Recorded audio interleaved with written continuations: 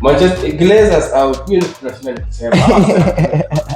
Genius alikuwa mbaki kabisa Amorim. Alisema sisi tuko na huyu jamaa Mungu patient. A few years tuone nini ametuwekea. Huyu jamaa alikuwa na perform. Ndio Sporting ni pharmacy, lakini msali watoa chini. Kweli? You have to play these players for their market value to increase rise because they are in business. These people, they don't understand football. These people, we finish with you for us. We start with Nasul, Isaac, then Mr. Champion Select, who I think for me is still early. I hope inshallah this is still early.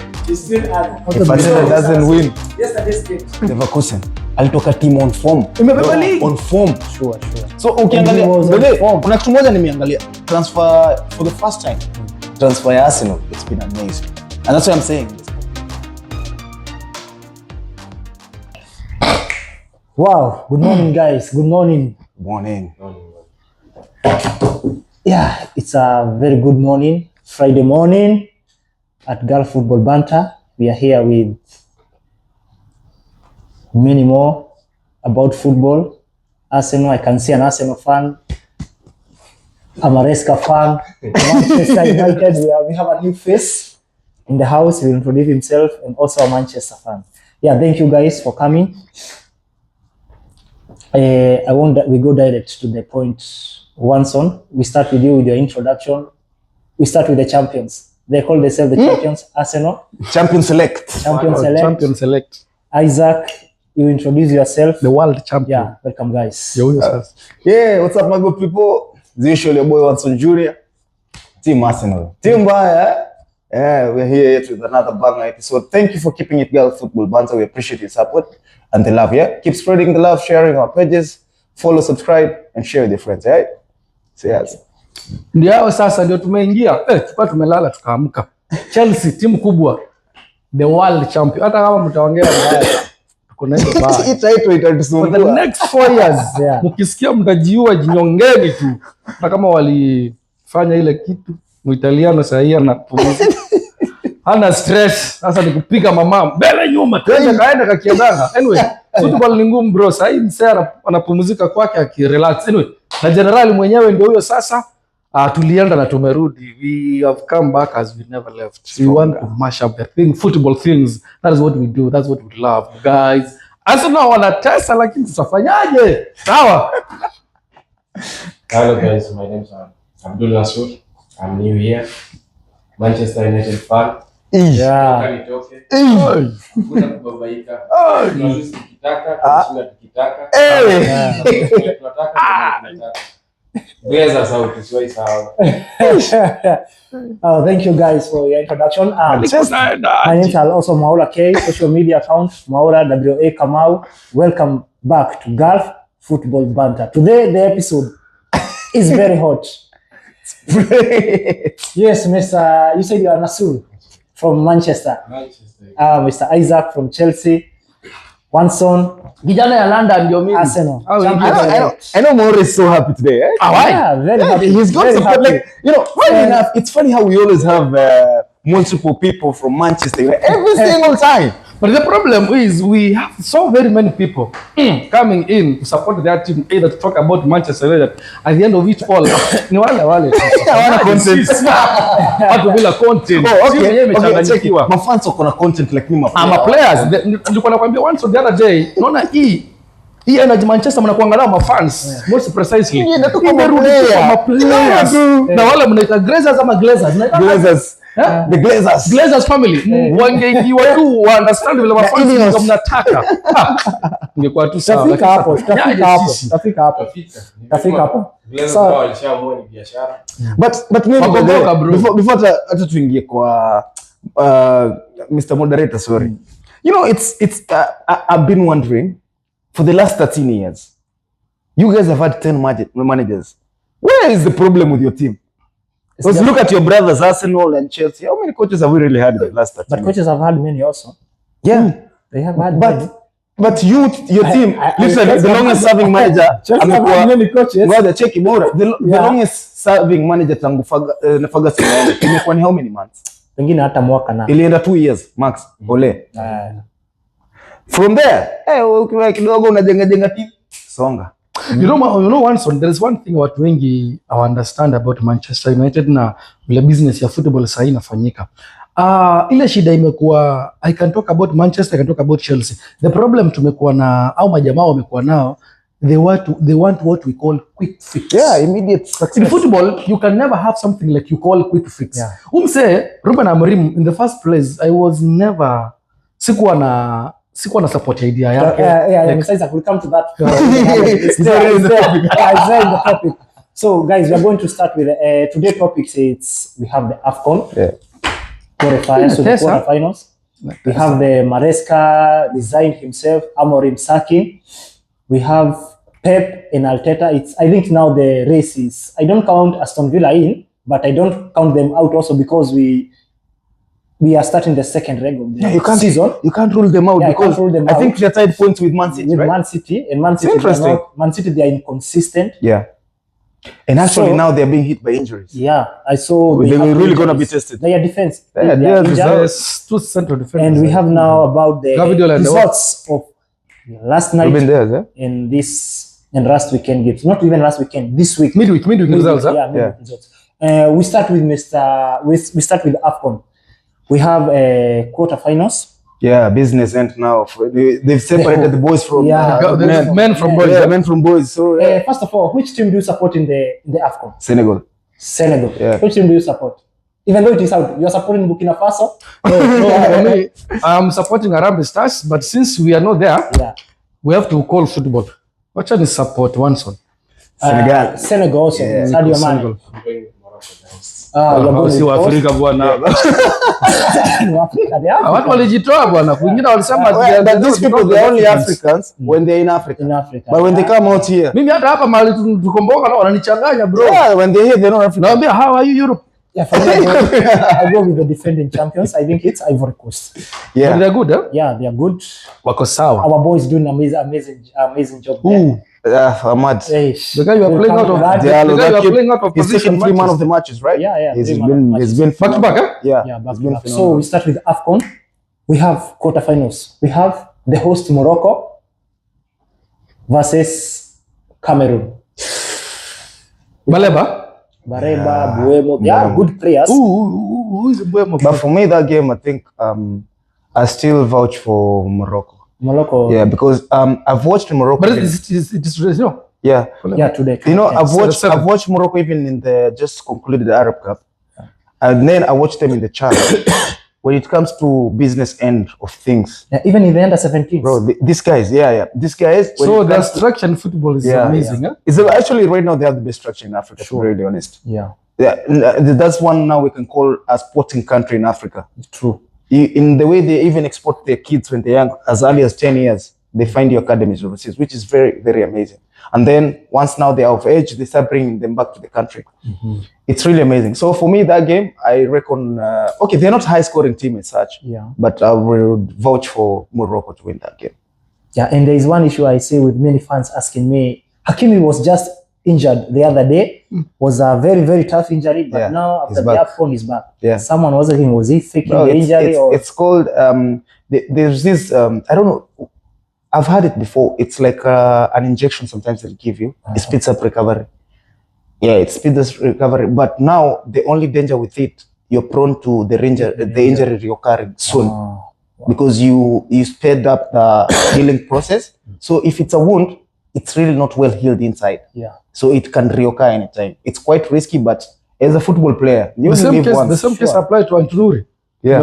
Pia kuchezea Algeria Man City. Yeah. So they force the recovery and then they plead with the team doctors to clear them. You know, if you're not cleared with your club and the national team, you cannot play. Yeah. So first your club has to clear you, then the team will clear you. Then you can play. So you said Morocco will qualify. Yes. I see them going all the way to the final. All the final, yeah. Isaac, same as in Morocco. Mimi unaniwekea maneno kinywani mwangu. Mimi kusema tu kweli wa Mungu, mimi ni Mwafrika. Mimi mahali kuna Mwafrika nitasupport. Mtanisame tuko tu Cameroon za ngangana. Uja bwana. Which team? Ana support Cameroon. Mahali Afrika hako. Cameroon also. Uja bwana. Ujamaa tukimuita today you are supporting Cameroon. Mwalimu Afrika ndugu. Ujamaa tukimuita mbaguzi wa rangi. Simu. Kwa tunakosea. Simu mbaguzi. Ni vile tunasema hivi. Unajua? Facts. Mimi nimefuatilia kuna ilikuwa ni AFCON ya last time. No, ilikuwa I think kichezo Morocco ikibeba, si ndio? Yeah. Kuna kitu Morocco waliona shit. There's something sikumbuki vizuri. Wao wakisema we are not part of Africa. Nah, that was in the FIFA World Cup. Waliongea vibaya like ilikuwa FIFA World Cup wa accommodate kila kitu tunacheza Afrika, lakini ikifika mahali mna brag like si mu Africa na feel like if you're not part and parcel of me then why should I be? Your time ya FIFA World Cup, if you're really here and actually if you worked in the stations, don't get realized these people, they used to say they're not Africans. True. Until they reached a certain stage where they needed support of everyone. Yeah. And then after they lost, but they lost in the quarterfinal, right? So it was against, they were playing against Spain. Yeah. Morocco were playing against Spain, and now they were saying is the whites against whites. Yeah. But so they wanted Africa to support them. They say, no, you're whites. But after they lost, they were humbled. Even the way they were going back, they had a lot of shame. And then now they will come to you. You need my help. You're not African. Why will they help you? Yeah, Mr. Nasul. Despite the criticism, we go with Morocco. Football-wise, he's been consistent with the goals. He's been scoring in the last 4 games. So today again, I'm sure he will score. He's actually one of the standouts of the tournament as well. Yeah. His finishing is amazing. Hizo game ya Morocco imekuwa kiniparamiko kazi, sijawatch leo at least. Wao jamaa walisema ati ana fluke hizo bicycle kick zake. Aliwa confirmia bana fluke bana. Na kuna jamaa nimeona Nigeria sijui ni fullback anapiga kama wingback. Jina yake inapotea kidogo, lakini jamaa ni mzuri. Anyway, take your time watch after. Alafu niko tamu sana. Really. Alafu by the way, there's one thing that people have not realized. The African game changed. The dynamics. Football is not the football we used to know, like the boring football and stuff. Bro, right now it's tiki-taka football. Yeah. Like people will pass, and then the formation actually we're using right now in the African teams. And that's why I'm telling you, I will vouch for Morocco. Even these European teams and stuff, they cannot use that formation. But Morocco are really using, they know inverted fullbacks so effectively. True. Every time you'll find like in the midfield, they have like 8 players. Coach wa Morocco Baduragui. Yeah. Mwenye alikuwa World Cup. Man, the guy is a genius. But the good thing in Morocco, the all players are quality. Yeah. You know, you have all quality players. You don't, as a coach, you don't need much. Yeah, actually, for them to win all these games, like without even the way they played in the Arab Cup without him. Yeah. And you know the influence he has. Now he's back in the team, bro. What do you expect?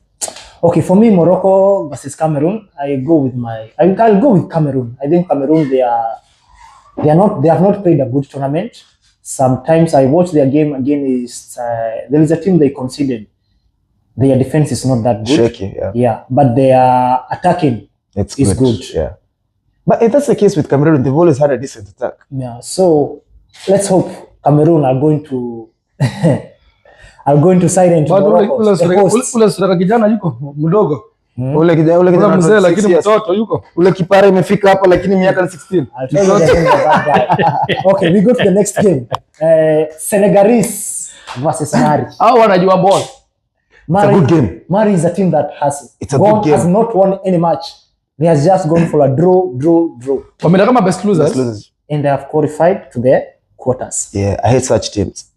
Yeah. Yeah, I hate such teams. Teams that get knocked out. Ivory Coast.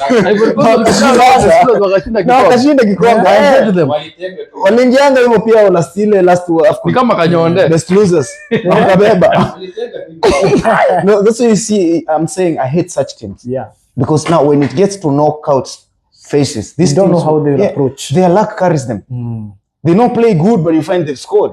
Sure. And when they score that one goal, that's it. The end of the game, they sell it. Yeah. But for me, as I said, my team that I want to win the AFCON this year, it's Senegal. Yeah, they have we have quality. The way you see these likes of Sadio Mane play. Nicolas Jackson alizaliwa upya bwana. But Nicolas Jackson has improved his game since he went to Bayern. I can see the first touch, the control. But to be honest, most players when they move from Chelsea or Manchester United, I don't know what's happening with these players.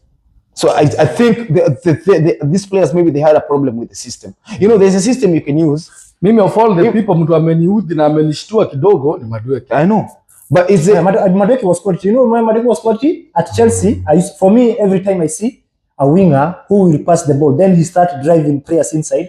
That guy has talent. See, the first thing. You know the problem. You know the problem with football these days. You know, we are told to play under instructions.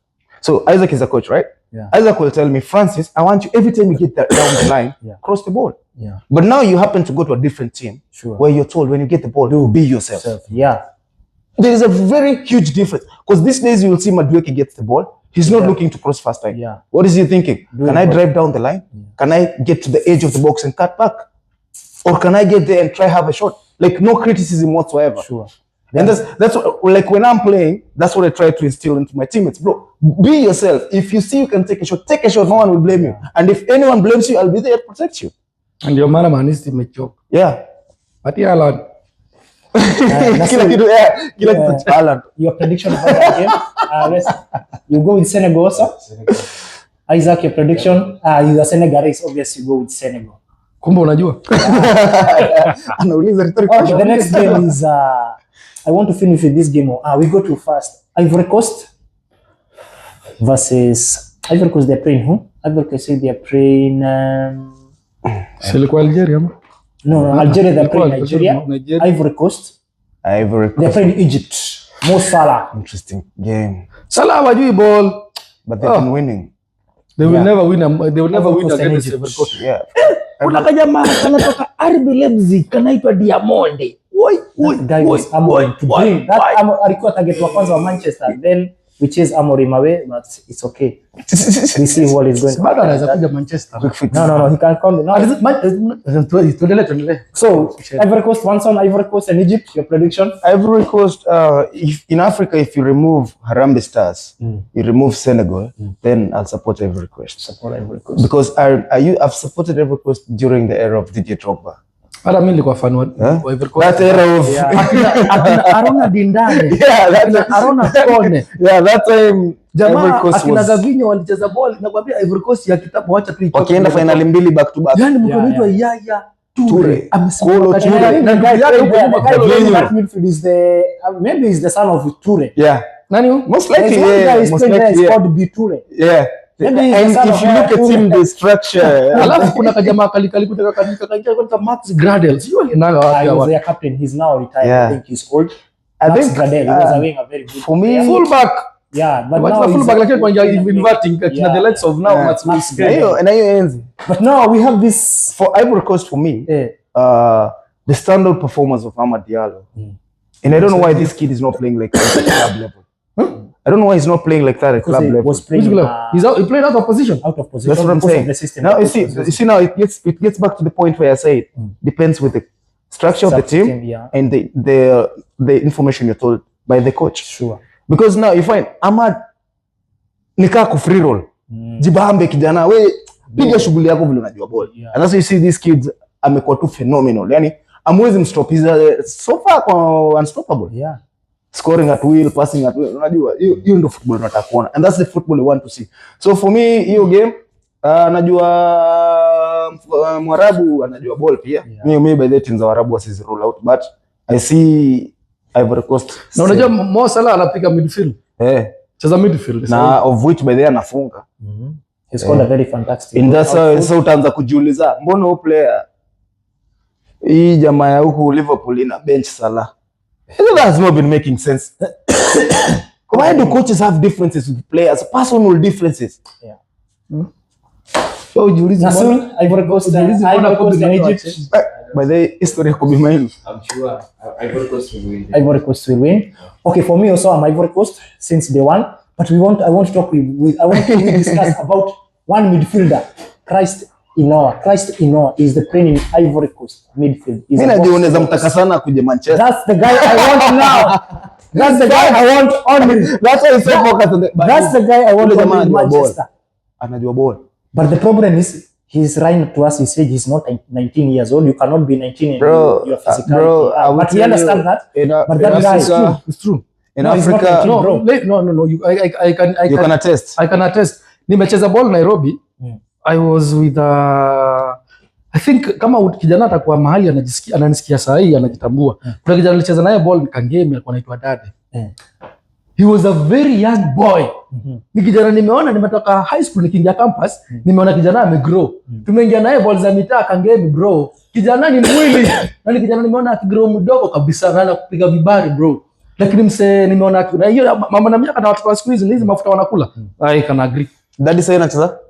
Daddy sijui kako wapi, tulicheza naye akacheza Waisam. Akapiga nimejua Daddy mgano unaongea. Kijana mrefu hivi, kijana mzuri baba kwa Daddy anajua ball. But we talk a little bit about this boy. You know, you watched him? Oh, Christ in the midfielder. I watched 2 games for. Oh my God, I think this is sensational. Hey, see, I'll tell you one thing with age right now.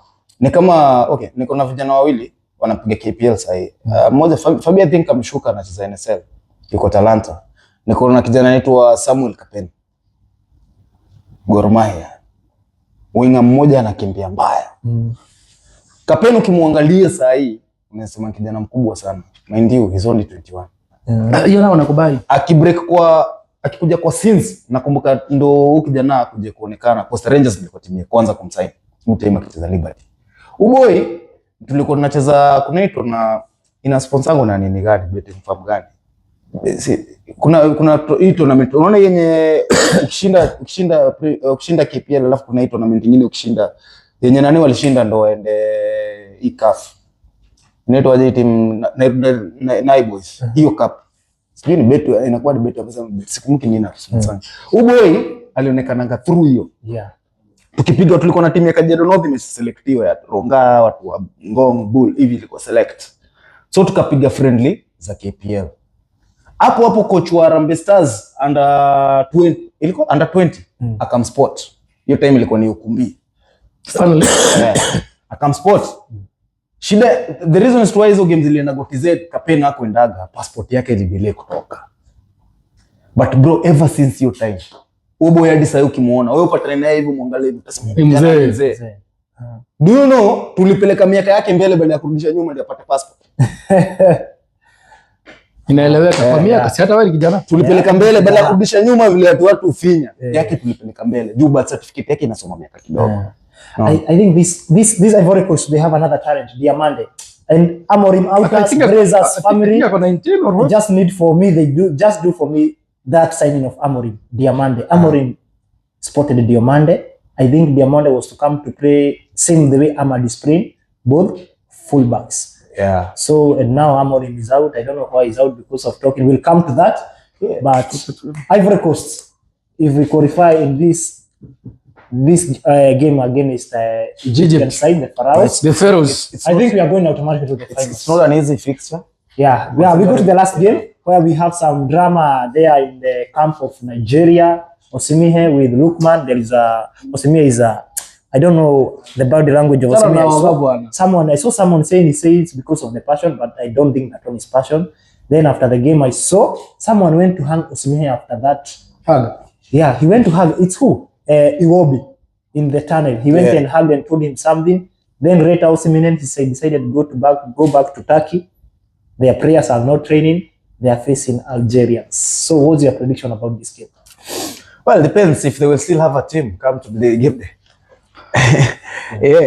Because players, if they're flying out to go back to their clubs, so this would mean that they might not even have a field. But for me, I think, when you watch these Nigerians, no one is playing in a domestic league. All are playing in Europe. They are earning good amount. Actually, just play for your country. Mbona Adarabia hakwenda aliwacha akakuja kutusumbua Chelsea. Na bro, hii Nigeria bana ukiangalia professional players wako na more than 1 million wako huku nje. Yeah. Wako kila country bana. You know Nigerians, they take if you are Nigerians they love each other. Yeah. They take if you are Nigerian and manager Isaac you go to Europe.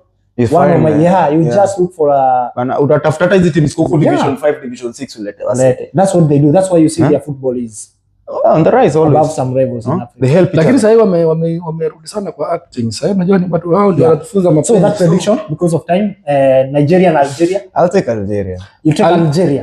Unaona Kenya Algeria walipitia. Unajua walikuwa wanatolewa na kina Bakam. Bro walipigiwa shughuli nyingine. Ni Mungu aliwasaidia kila nani. Jamaa mlifukuza Manchester kutoka Crystal Palace. Jamaa ni bora wana. Kuna mwingine pia Tuanzebe. Hiyo game ni game niliwatch. Jamaa hawaja concede bao, walikuja kufungwa bao dakika za mwisho pale na kijana individual brilliance yenye na luck kwa vilabu fulani kwa Premier League na wanataka kubeba league. Sawa. Nasul, your prediction of that game as a last we wind up of the AFCON. Play for the sake of playing. Yeah. Despite the reactions and the feelings. But I think maybe Algeria will win late. But also with this scandal happening in Nigeria, I think for them, they're players who have made quite a fortune. And there's one thing also I always love about Senegal. You know, there was a time in Senegal, there were no funds to pay players. One player stepped up, paid all the players. Mane paid all the players, right? Yeah. We've seen our national team itself, Harambee Stars. Yeah. They've suffered before, but these players did not stop playing. Bro, you have to think, see the bigger picture. How many people are you representing? Sure. Nigeria has a population of our people. It's quite a big number. And you know, before we continue, when I was young, I thought when you are playing for your national team, you don't get paid. Hey, bro, these people make a fortune, man. Then I came to know that when you are playing for your national team, you're paid. But I don't think, for me, what I suggest, they should not be paid. You are playing in a top league in Europe. Why do you come to your country? It's okay for them to be paid because remember, we've removed you from your busy schedule, right? Yeah. At club level, there are things we call game bonuses. So if you don't play in this game, and mind you, these bonuses, they're higher than what you'll be paid for the whole tournament. You find maybe someone is being given £8 million a week for a win. And you want to tell this person that you're gonna cut that and you're still not gonna pay him at the national team level. It makes sense for me. But me, what I'm saying is, personally as a player, like I'll play for the badge, right? Yeah. Then, if you're not gonna pay me, the next time you call me for the next one, I will not turn up. I will even resign from international football, which affects the picture of the football in the whole country. But also the Nigerian Federation needs to do better. Yeah, because it's not that they lack of funds, they have the money. They don't. Where's the problem? Nyinyi unajua mko nyuma sana hii mambo. Wana watu wamesota. Nigeria. Uko sure wamesota ama someone in Nigeria ile ujinga iko Nigeria ni mingi bwana. Hata kama naongea Kiswahili, ile ujinga iko Nigeria ni mingi sana. Hao watu saa hii talk to them in English. Maybe there are some Nigerians. No, these people, in fact, even now that's what we call poor governance. Poor governance. Kwa Kiswahili wacha nikwambie uongozi mbaya, maisha mbaya. I know, but that's what I'm saying, Isaac. How sure are we that the federation doesn't have the money? Is it that the government did not issue out the money or someone embezzled the funds? Our Nigerian funds. Yeah. Kindly let us know what's happening with the federation. Is it that there's no money or someone took all the money? It's Africa, we know this. Pesa iwezi kosa, pesa ipo. There's money. Yeah. The money is there. The money maybe has been channeled, but now the problem is we have so many cartels in between these people and they are not even answerable. No one to question them. Yeah. As long as you have a hand in the bigger offices, like you have a direct conversation with the so-called, the big bosses in offices, no one is going to ask you. Because give the boys their money. They're playing for the badge. Those guys are representing Nigeria, representing Africa. Yeah. They're doing an amazing job. But then you want to take their money just because of... And then another thing that leads to these federations embezzling funds, FIFA. You know, FIFA has made federations untouchable. If the government steps in to interfere, a country is banned from playing football. Like that's so wrong. Yeah, because it means that these people, they cannot be governed. We have to wait until they finish their term. We put new people in office. It's so until wrong. When? So we have to wait for someone to embezzle funds for like, if let's say they have a term of like 2-3 years. That is a topic for the another day. Naona inachoma sana kwa sababu. Okay, that's reduce. So we go to 2 topics, headlines of the week. We have Maresca resigning, we have Amorim sacking. We start with what started. We started with Maresca? Yeah, Maresca resigning himself. Yeah. For each, before we go to the main man, the Chelsea guy, we start with Nasul. 1 minute for Maresca. Do you think Maresca deserved more time? Or did Maresca deserve the backup from the board? I can say Maresca, I think he deserved more time. Because there have been changes of players. Some are going, some are coming. the loans and all that, injury. So I think they should have given him time because he had already shown consistency. But also his gameplay is not that easy, but they should have given him time. Okay. I'm not a Chelsea fan, so I don't know. We know. Sure. Also for me, I don't think. For me, I just talk about Maresca. I didn't follow it too much, but I was watching Chelsea games. I was hearing some rumors with Chelsea fans that Maresca, maybe, I don't know what happened with Cole Palmer. Maybe he was told to play. I heard someone saying that those guys who are not on form, like they are defenders, it's Toby who or who, but they are Sheeran who, they were told, it's like Maresca was ordered, let them play, their market value goes up so that we can sell them in the summer. I had something like that, but I'm not sure. But for me, I think the best decision, Maresca just came another day. You should have given him time. He won 2 trophies, of course. Agreed. Yeah, Chelsea fans will remember that. Maresca will remember that. I think they deserve more time because for me, sacking a coach, I don't think the coach is only the problem. Maybe there is something around the board or management which is not well. We go to Iwanson. Yeah, I'll say what I feel about Chelsea. Chelsea is a decent side, but for tournaments, the playing unit they have right now is so good for tournaments. Yeah. Truth be told, but in a day-to-day, out-and-out league matches, they cannot compete. You need world-class players, and if you look at the Chelsea squad, how many do they have? They have 100 kids. Yeah, so you can't give a coach young lads and expect them to compete in the Premier League. Premier League is one of the hardest leagues in the world. Not one, is the hardest league in the world. You see, so many players, even not only Chelsea alone. I'll talk about my team. Let's look at Gyökeres. Gyökeres before coming to Arsenal, top class, the best striker you can think of. Why? Oh, he's playing at Farmers League. The small league there. He's shining. Yeah. Champions League is always different. Yeah. Champions League, you'll find soft teams and a bit of tough teams. Yeah. And mind you, Champions League, there are sometimes you find yourself, if the fixture favors you, you'll have a bigger number of games that you're playing at your home country, right? Yeah, true. Where you're used, you're comfortable, the fans are backing you up, you'll perform. But come to a league that's really competitive, people start wondering what's going on. It happened to Sesko as well. So the same thing is happening with Chelsea. They're bringing these young lads, new signings and stuff. Yes, they played well in Club World Cup, different level, different competition. Premier League, you find men, there are no boys there. And that's where the whole problem was for Maresca. Maresca is a decent coach, but give him quality players. Yeah. So we go to the main man.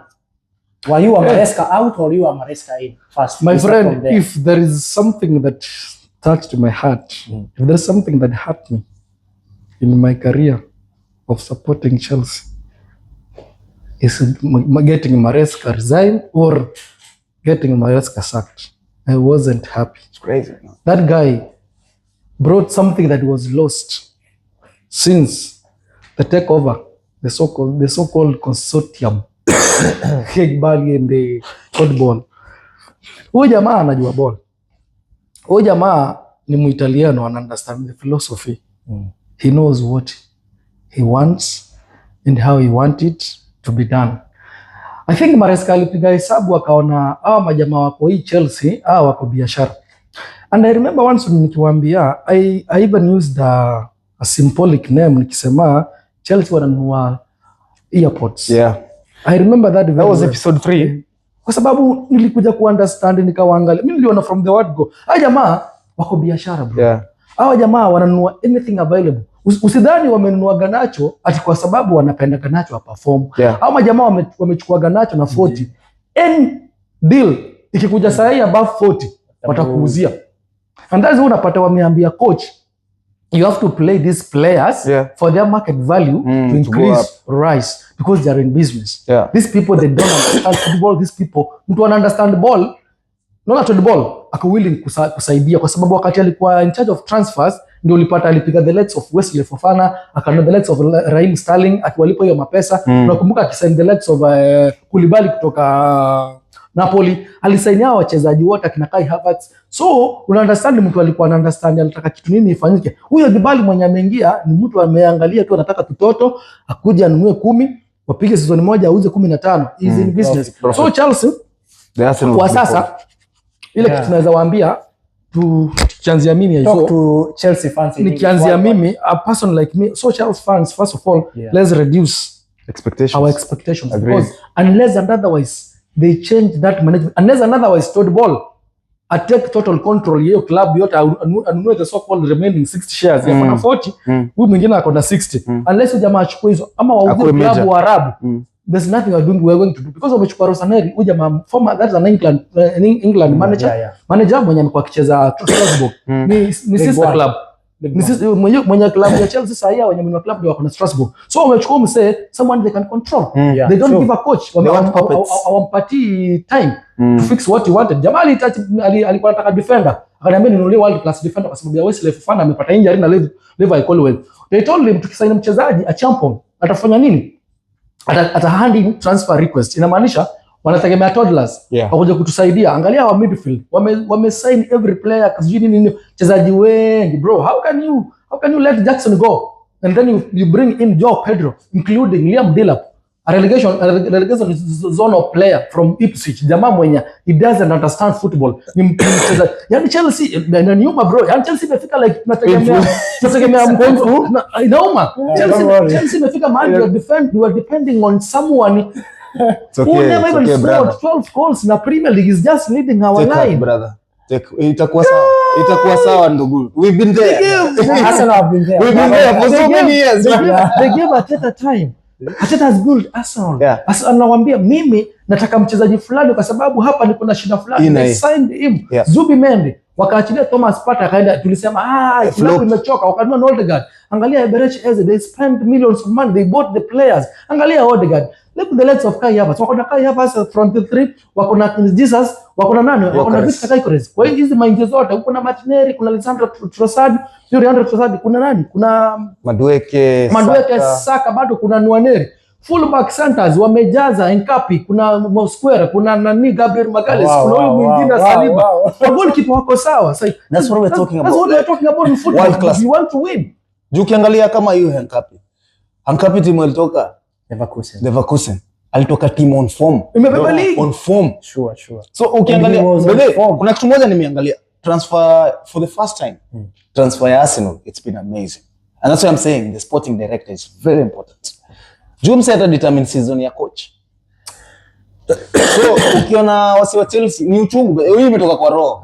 Football imetoka kwa roho. Hii imetoka kwa roho. Sijari kwa. Majoka bro. Those guys are joking. It's painful. Sasa hiyo ukisikia unasikia wanaongelelea kama mtoto kama miaka 10. Like, are you serious?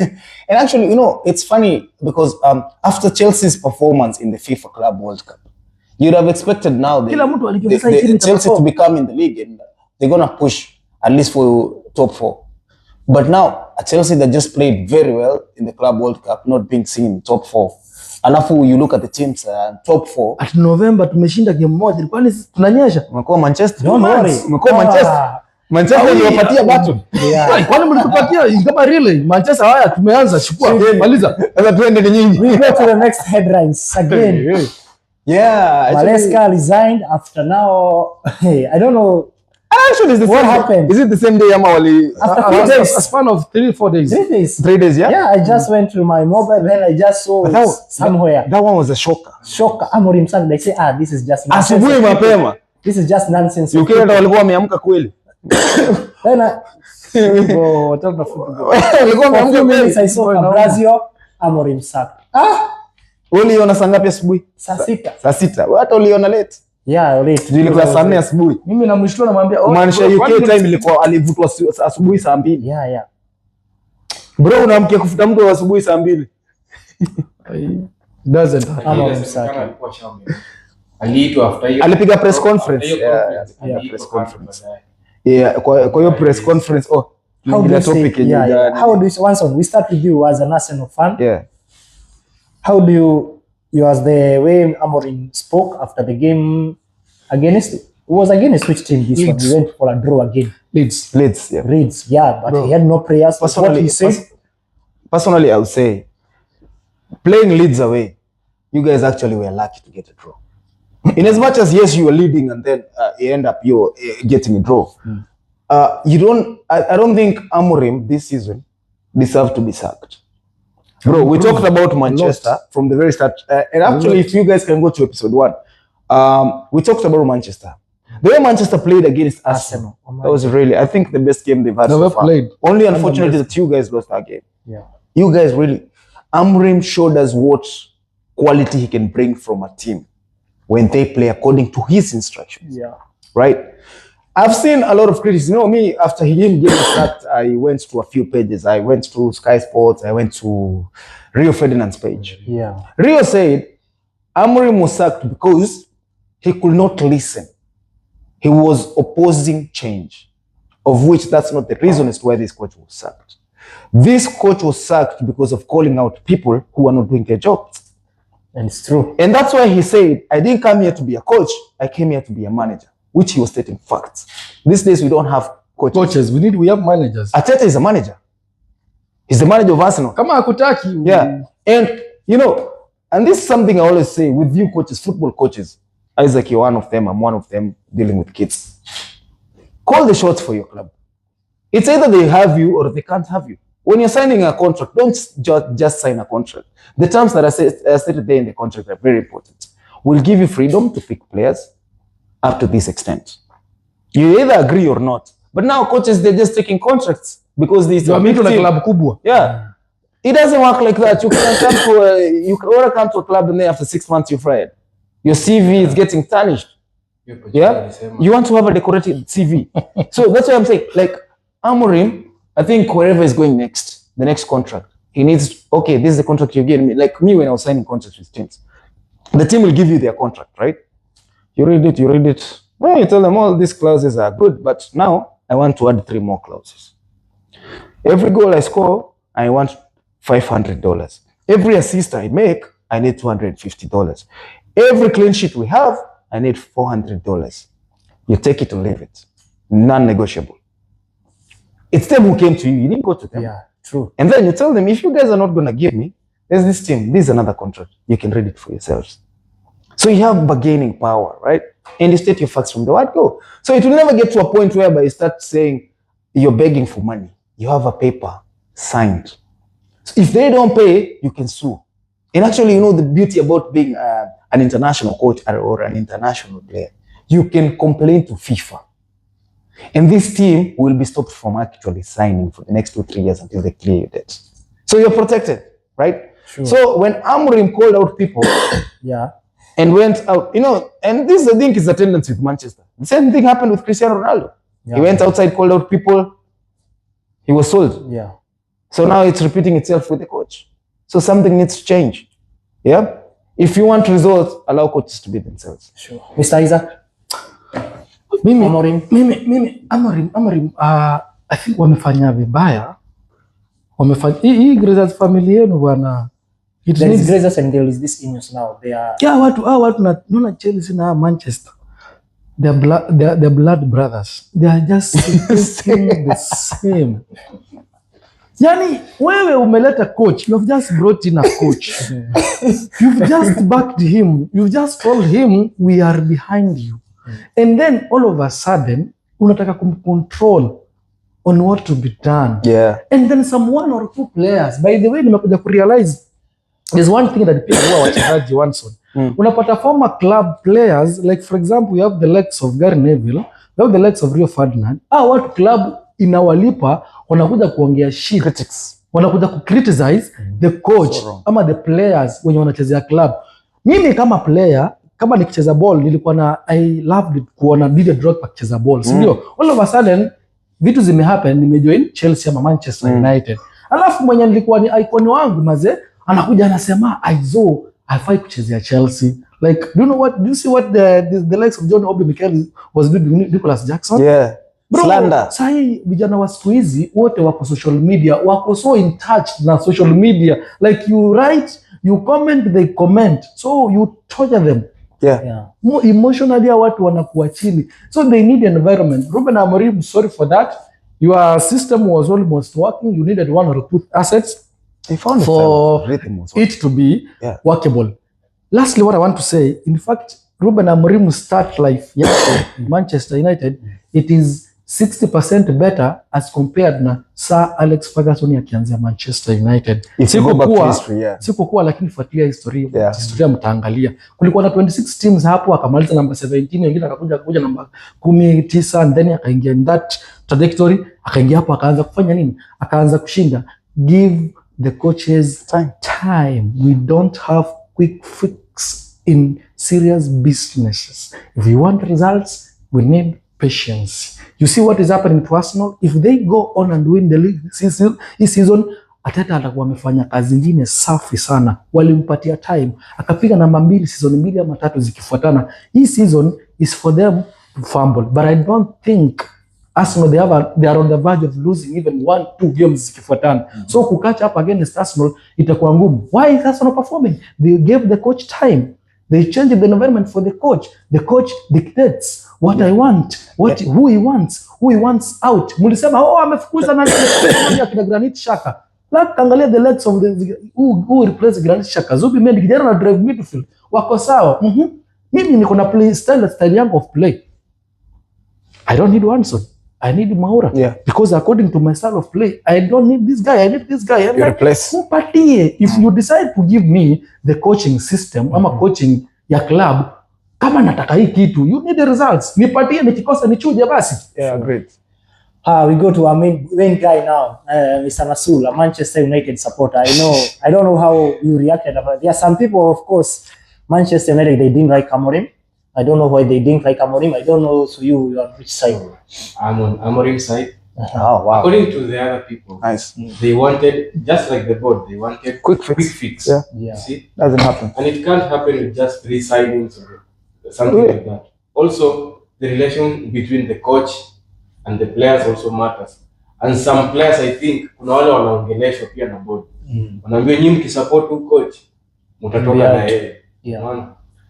Haya, kina Ferdinand wanasema ati Amorim hata hafai kujitetea sana juu yeye amekuwa na the worst winning stats.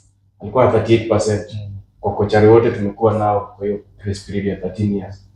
Wanasema yeye alikuwa na ya chini kabisa. Despite hizo challenges zote. Wengine pia wamekuwa na challenges. Wanasema yeye ndo amekuwa na stats ya chini. But we do. Lakini wangempatia time. Yeah, agreed. Huyu ndo watu walikuwa washaanza kujuana. Kila mtu alikuwa anaona blend. Kuna progress ilikuwa progress. Hata kama tuna draw, kila mtu alikuwa anaona progress. So mimi sikufurahia hata kidogo. Sijali kaka, mimi nalia. Manchester Glazers out, mimi tunashinda nikisema. Genius alikuwa ameback kabisa Amorim. Alisema sisi tuko na huyu jamaa Mungu patient. A few years tuone nini ametuwekea. Juu jamaa alikuwa na perform. Ndio Sporting ni pharmacy, lakini msi aliwatoa chini. Kweli? Miaka 18 bila kubeba shit. Aliwatoa chini wakaenda the longest winning streak.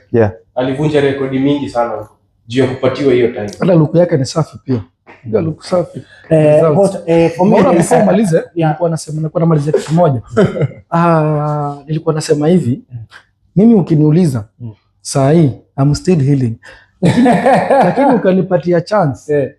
If kama kuna watu wananisikiza English, if there's some people are listening to me, please, Manchester United, you don't have a coach right now. If you can use your time well, go to that Italian tactician, Enzo Maresca, sign that guy, mpatie what he wants, mpatie managerial role as a manager, a manage Manchester. Bro, that is one of the best coaches the world can ever expect in terms of world football. Do you know why they cannot go to Maresca also? Because Maresca is like Amorim. He will demand, I want this and this. That's what we say. Like management, our management doesn't want those coaches. They want someone who they can control. Like Oreguna. That's why they are bringing Oreguna, Tuchel, they don't know Fletcher. Tuchel atawasumbua. Arsenal ifike mali imefika, ilibidi tuachilie sporting director. Ule alikuwa economist. Alikuwa bado ile era ya Wenger. We buy cheap, we sell. Right now we are not buying cheap. We are buying expensive to win something trophies. Sure. Okay, before we finish to this Amorim system, for one thing I didn't understand is that I had our assistant manager Fletcher saying Amorim was using 3-4-1 formation in the main team. But when you go back to the academies, under 18s and they are, you know, they are under 18s that going to come developing to the team. They are using a 4-2-3-1. So I was like, it's a bit confusing. What is this? I think the same formation that is being used in the lower should be used in the higher, because he's in the same coaching system. It's a coaching system. So I was like, why?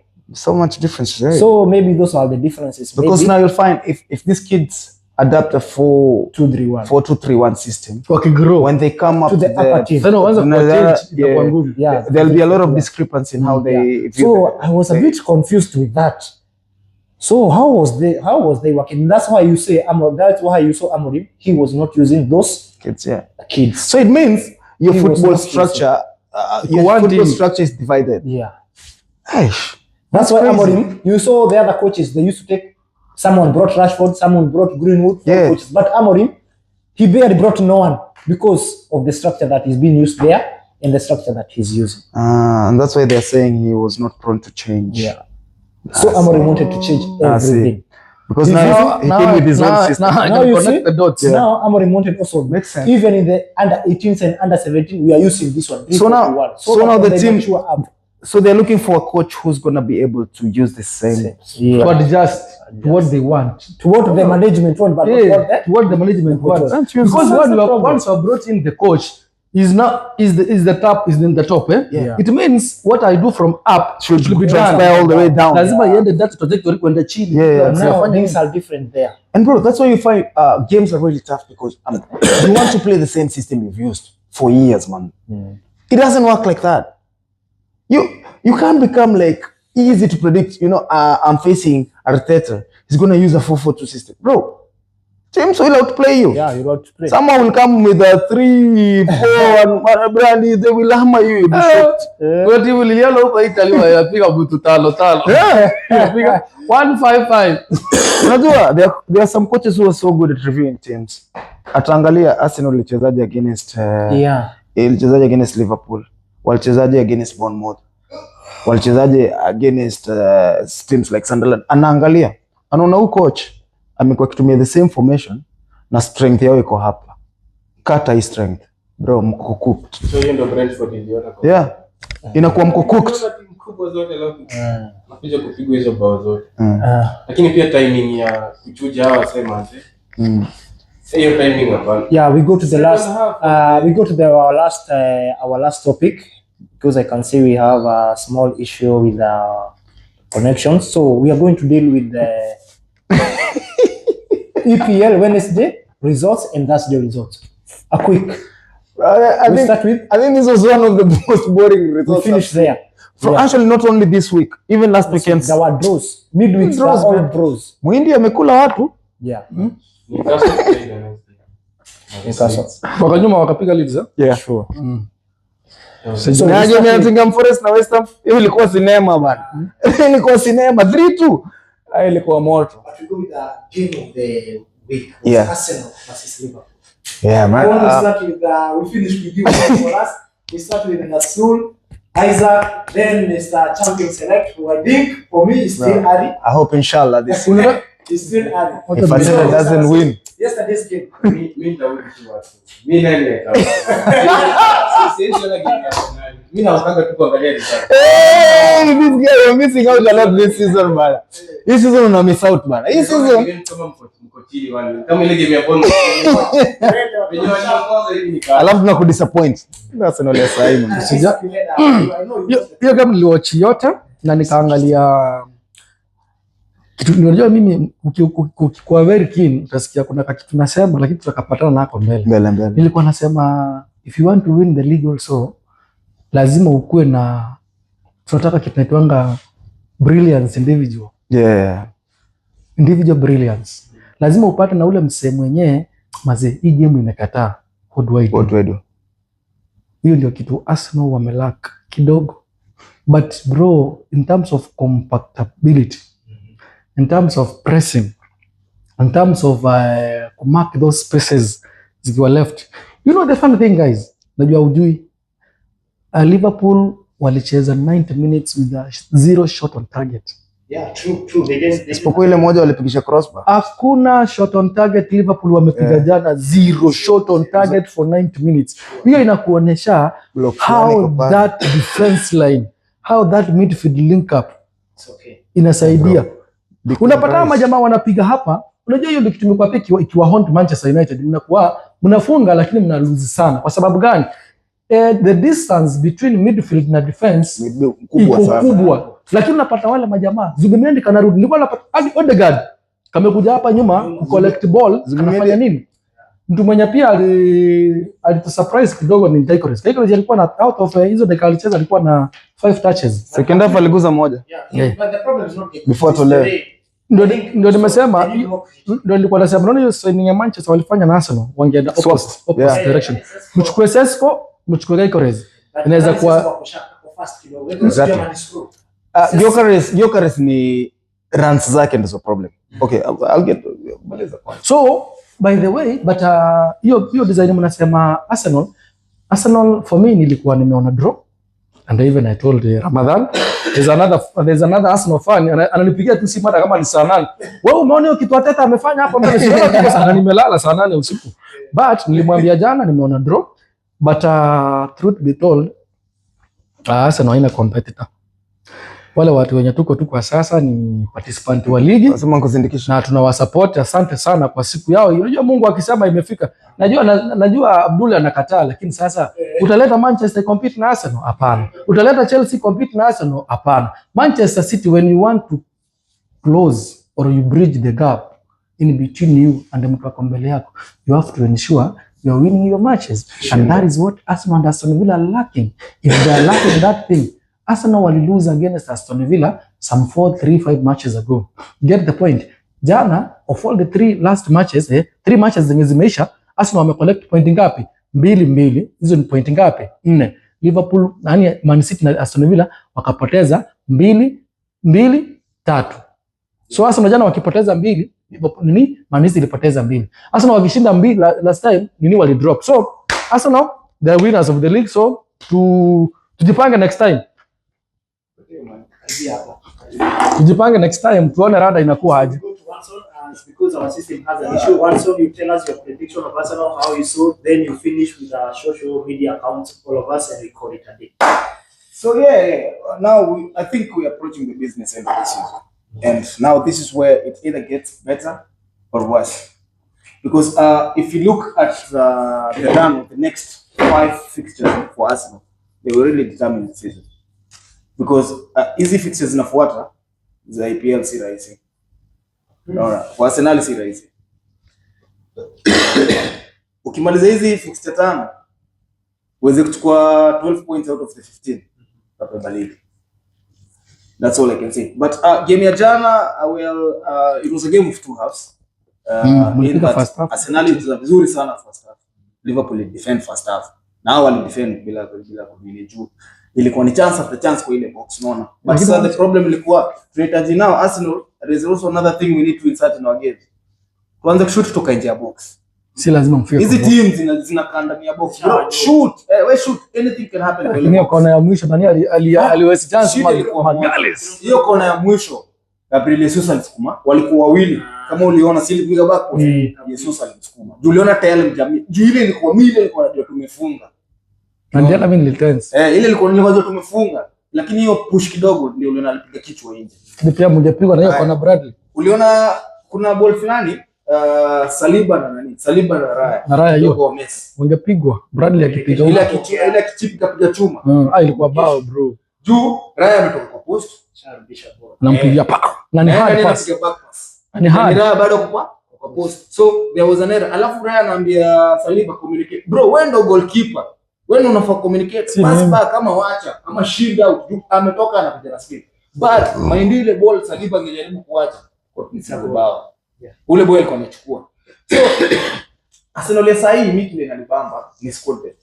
Unasema moments individual brilliance. Bro, Madueke alileta ball ilipita kila mtu mbele ya box.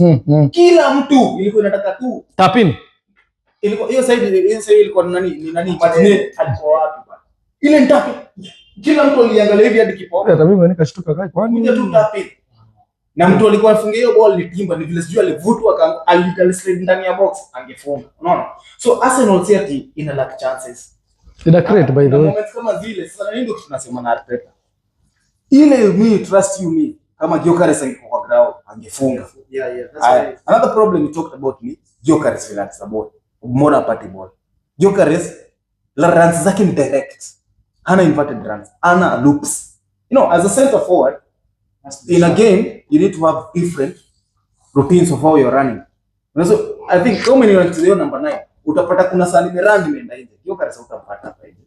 Gyökeres run yake moja. Anataka tu apige hii loop moja hivi. Anacheza local football. Yeah. Anacheza ile number 9 old football. Hiyo ilipitwa na wakati. Number 9 wa saini hii ya Jesus. Anakuja ana collect ana drive. Unaona? Hata Kane mazee. Anakuja hadi kwa hapo yao. Nyuma huko kabisa bana. Anachukua alafu unajua hii na wakingi. Unaona kama vile Martinelli aliingia. Martinelli ni fast. Sawa. So the moment umekuja hivi, vuta umecarry defender moja ama wawili watakufuata. Na Konate alikuwa anajisahau sana jana. Konate ni bure. Kwani Konate unamjua leo? Hii ball ikipigwa kwa challenge, Martinelli akimbie. Umeenda wewe for goal. So that's the only challenge yenye Gyökeres akona. And that's why hajaweza kufunga kwa Premier League so far. Na hizo ndio vitu Haaland anaweza. Bro, niliwatch game ya kina hiyo ya Man City. Alitupeleka bwana. Haaland alikuwa anatuua msee. Kuna ball alichukua huko kwa kipa huko. Donnarumma weka hapa. Jamaa ana drive na ball. Hiyo ndo difference. Na saa hii trust you me, the turn of events Sesko ataanza kufunga. True. Because now Sesko ataanza. Niliona alipiga. Na hizi bao mbili amefunga azikuwa fluke. Yeah. Ni msanaji kile anafanya. Kama ni unajua ball, unajua ni msanaji kile anafanya. Hizo runs they are very important. Alafu jamaa usisahau ni physical. So ni hard to beat. So sasa hii Gyökeres tunaweza msave ni yeye peke yake. Nobody can save Gyökeres. Na Gyökeres achunge sana kwa sababu kuna jamaa anakuanga ni Mjerumani, ni midfielder namba 8, ni box to box midfielder.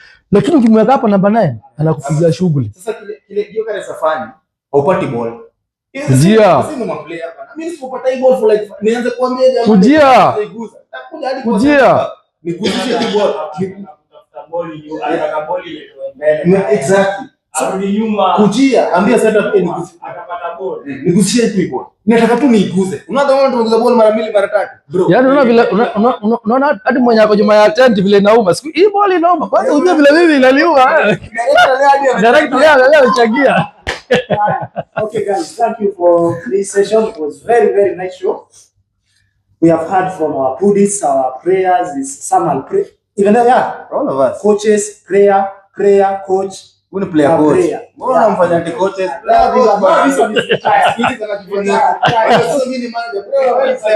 Bado niko sasa naenda kuwapiga shughuli. Sasa naingia tuliendelea. Umeenda pale game kimeumana naona sasa utava. Mimi niko fit kuwaliko. Niko fit kuwaliko. Tuende tukacheza. Niko fit more than my players by the way. Okay guys, thank you. Ni league ungekuwa na kadi ya league. Ndio hiyo sasa. Yeah, thank you guys for the session. It was a very good session, very good topics. Kijana wa Manchester. Utaumia sana. So we start with our share once again. We remind our followers our social handle accounts. We start with Matsu, your all social accounts so that they can follow you. You can find me on all platforms. Abdul Nasur, just like that. Nothing else. Mimi da general mwenyewe ndio huyo sasa. By the way, mnatufanya tuna shine, si ndio? Si at least msubscribe muendelee, alafu mtumiange mademu wenu, maboys wenu, mamama wenye tuko na familia kama sisi. Kwanza mimi watoto wangu wana subscribe, ni wanoma. Wanaambia mama, tunawatch daddy kwa TV. Kwa sawa. TikTok tuko na views bana. Thanks man. Unajua hiyo tu. Once kuna kasichana kangu kadogo, hii ni dem. Msichana anapenda ball. Sijui kunaenda aje. Sasa shida naona anashabikia hii ya Red Hasa. Iko mikosi kwa nyumba yangu sasa tusaidiane. Unajua watu wa sasa wanaenda timu yenye inashinda. Sasa pia unaongea time yenye Liverpool wanaenda sasa ile unaona ile timu unasikia hapo niongelea sana. Unaongea baya. Liverpool ikibeba siku za kwani yetu sana. But ni sawa. By the way, what I can tell you guys, to support hawa watoto wetu. Kama mtu anapenda ball, kama anapenda kukimbia, ni drama, masomo isaidie. Huyu ako na degree 4. Bwana. Aisaidie. Kitu namlipa saa hii ni futa. Yangu nimeweka kwa nyumba, wacha nilalie. wanafaa juu by the education it's very important and actually it's one of the things that I kids. Nawaambiaga kitabu kwanza then kuna sport. Na sport ifai affect kitabu. Juu kimuonesha pia hii football mambo yote na kuonesha dadi sio unacheza ball ufanye kazi kilisomea. So it's equally important they have the talents. Because if you look at all these top players they have degrees na bado wanasoma. Hii football imesomesha by actually. So ukionyesha mtoto wako talent yako inakusaidia ku scale the heights through education. Itamsaidia juu kama vile mimi upate scholarship ya kwenda Chambele. Chambele kwenye unajua watu wachingi wajui wewe Chambele ni majuu overseas. Mayolo Like Australia, US, and we have so many programs that sponsor kids who are talented. Mimi nakumbuka nikiwa Australia nilipata scholarship nyingine kwenda US. Nilikuwa naenda University of Illinois. But unfortunately, hii school nilikuwa napaka kwenda sasa waliingia shule akashutwa. Nikamwambia I'm well off where. Unaona? Yeah, so thank you guys for the support. Kuna video yetu moja nilipost ilipiga 8,000 views. Like 690 likes. That was really amazing. And nikiangalia unajua mimi nisha post video naangalianga insights. So insight inaonyesha 70% of the people watched it fully. Na ilikuwa video ya dakika 8. I think people were interested kusikia Mr. Philosopher hapa alikuwa anasema nini hiyo kitu ya top 4. So guys, we appreciate the support and keep supporting us. We love you guys. My social media handles are Watson Junior on all platforms. And for this set, Gulf Football Banter on all social media platforms, including YouTube. So rally your friends, rally your family, let them support us. We'll give you anything but a sport. And like always, Liam Rosenior, tell us what you want us to discuss. This is a show based on what you guys want. Yeah. Oh, thank you everyone for your time. We come to the end of our session, guys. So social handles accounts are more than the way come out on all platforms. TikTok, we are at Gulf Football Banter. At 2 p.m. we'll be live on TikTok. Yeah. Anything about football will be there. Chelsea fans, Manchester, Arsenal will be there. Sasa nimehama kidogo. Will be there. Thank you guys. Sasa nimehama kidogo. Nitasema uko wapi leo? Sana tunambeza Malaysia ameenda London. Cheers man, Ahmad na kwa. Peace out. Kata hiyo kitu.